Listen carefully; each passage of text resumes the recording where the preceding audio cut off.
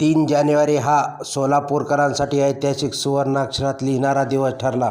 कारण या दिवशी हिंदू जनजागृती समितीने हजारोच्या संख्येने हिंदू एकत्र करून सोलापुरात इतिहास घडवला. धर्माधिष्ठित हिंदू राष्ट्र स्थापन व्हावे यासाठी सर्वसामान्य हिंदुत्ववादी संघटना एकत्र येऊन व्यापक उद्देशाने हिंदू जनजागृती सभेचे आयोजन सोलापूर येथे जय भवानी प्रशालेच्या भव्य पटांगणात करण्यात आले.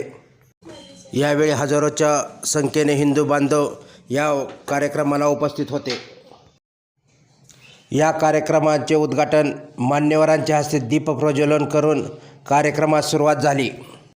यावेळी हिंदू राष्ट्र स्थापक छत्रपती शिवाजी महाराज, छत्रपती संभाजी महाराज यांचे हुबेहूब देखाव्याचे प्रदर्शन तसेच माँ जिजाऊ अहिल्यादेवी होळकर यांच्या नियोजन समितीच्या वतीने करण्यात आले होते.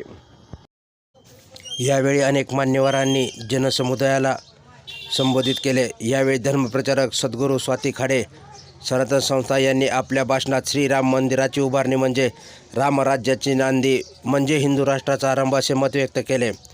तर राष्ट्रीय प्रवक्ते रमेश शिंदे यांनी जनसमुदायास मार्गदर्शन